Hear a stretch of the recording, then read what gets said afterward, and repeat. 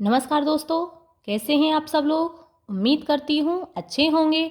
Welcome back to my channel study with Neha ma'am. आज हम पढ़ेंगे रचना के आधार पर क्रिया के भेद। बहुत ही सरल है, बहुत ही आसान है। आपको एक बार में ही बहुत ही अच्छे से यह समझ आ जाएंगे।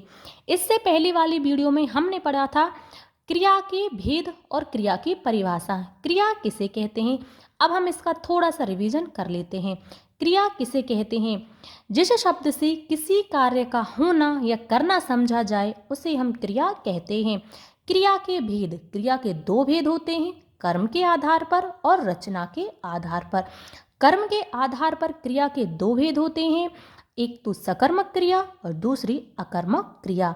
सकर्मक क्रिया, जिन वाक्यों में क्रिया के साथ कर्म होता है वह आपकी सकर्मक क्रिया होती है, और जिन वाक्यों में क्रिया के साथ कर्म नहीं होता है वह आपकी अकर्मक क्रिया होती है। अब हम पढ़ेंगे रचना के आधार पर क्रिया के भेद। बहुत ही सरल हैं। सामान्य क्रिया, जब किसी वाक्य में एक ही क्रिया का प्रयोग हो तो वह सामान्य क्रिया कहलाती है।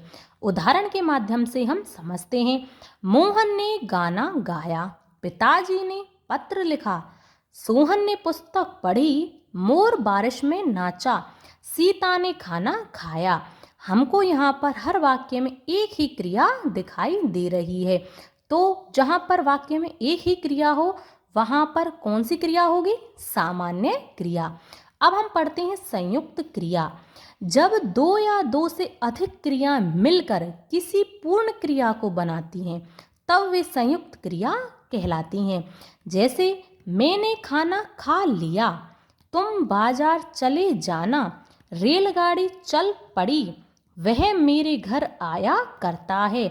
यानी कि जब एक क्रिया मिलकर के किसी दूसरी क्रिया को पूर्ण बनाती है तो वहाँ पर कौन सी क्रिया होती है, संयुक्त क्रिया। सामान्य क्रिया में वाक्य में आपको एक ही क्रिया दिखाई देगी और संयुक्त क्रिया में दो क्रिया मिलकर के किसी कार्य को पूर्ण बनाती हैं। नाम धातु क्रिया, तीसरा नंबर है आपका नाम धातु क्रिया। संज्ञा, सर्वनाम और विशेषण शब्दों से बनने वाली क्रियाओं को नाम धातु क्रिया कहते हैं। उदाहरण जैसे हाथ, हाथ का हो जाएगा हथियाना, रंग का रंगना, शर्म का शर्माना, अपना अपनाना, दुख का दुखाना, गरम का गरमाना, बात का बतियाना, चिकना का चिकनाना। इस प्रकार के शब्द आपको जिन वाक्यों में मिलते हैं वहाँ पर हो जाएगी आपकी नाम धातु क्रिया। अब हम पढ़ते हैं प्रेरणार्थक क्रिया। जहाँ कर्ता कार्य को स्वयं नहीं करके किसी दूसरे से करवाता है वहाँ आपकी प्रेरणार्थक क्रिया होती है। कैसे होती है यह हम देखते हैं। हम कुली से बोझ उठवाते हैं, हम काम स्वयं नहीं करते बल्कि किसी से करवाते हैं, तो वहाँ पर कैसी क्रिया हो गई, प्रेरणार्थक। शिक्षक ने विद्यार्थी से पुस्तक पढ़वाई, शिक्षक स्वयं पुस्तक नहीं पढ़ता है बल्कि विद्यार्थी को आदेश देता है पुस्तक पढ़ने के लिए, तो ऐसे वाक्यों में कौन सी क्रिया होगी, प्रेरणार्थक क्रिया। माता ने बच्चे को खाना खिलवाया, माता ने स्वयं बच्चे को खाना नहीं खिलवाया बल्कि किसी और से खिलवाया है, तो यहाँ पर कौन सी क्रिया होगी, प्रेरणार्थक। नौकर माली से पत्र लिखवाता है, नौकर माली को आदेश देता है पत्र लिखने के लिए, तो यहाँ पर कौन सी क्रिया है, प्रेरणार्थक। मालिक नौकर से सफाई करवाता है। इस प्रकार की जो वाक्य आपको दिखाई देते हैं वहाँ पर आपकी प्रेरणार्थक क्रिया होगी। अब हम पढ़ते हैं पूर्वकालिक क्रिया। जब कर्ता एक क्रिया को समाप्त करके तत्काल किसी दूसरी क्रिया को आरंभ करता है तब पहली क्रिया को पूर्वकालिक क्रिया कहते हैं। उदाहरण के माध्यम से हम समझते हैं।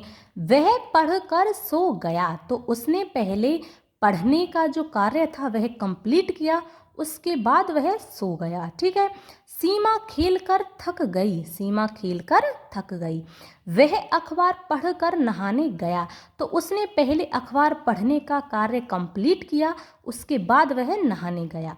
सोहन पढ़कर खेलने गया। तो सोहन पहले पढ़ा, उसके बाद वह खेलने गया। वह गाकर चला गया। जो व्यक्ति था उसने पहले गाना गाया, उसके बाद वह चला गया। यानी कि जब कर्ता एक क्रिया को समाप्त करके दूसरी क्रिया को करना आरंभ करता है तो वहाँ पर आपकी कौन सी क्रिया होती है? पूर्वकालिक क्रिया। जहाँ पर भी आपको इस प्रकार के वाक्य दिखाई दें वहाँ पर कौन सी क्रिया होगी? पूर्वकालिक क्रिया।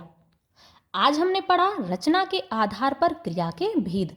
सामान्य क्रिया, संयुक्त क्रिया, नामधातु क्रिया, प्रेरणार्थक क्रिया और पूर्वकालिक क्रिया। बहुत ही सरल हैं, बहुत ही आसान हैं। आप एक दो बार इनका रिवीजन कर लेना, बहुत ही अच्छे से आपको समझ आ जाएंगे। उम्मीद करती हूँ पढ़ाने का तरीका पसंद आया होगा। यदि पढ़ाने का तरीका थोड़ा सा भी पसंद आता है तो वीडियो को लाइक करें, शेयर करें और चैनल को सब्सक्राइब अवश्य कर लें। अब हम मिलेंगे नेक्स्ट वीडियो में, तब तक के लिए धन्यवाद।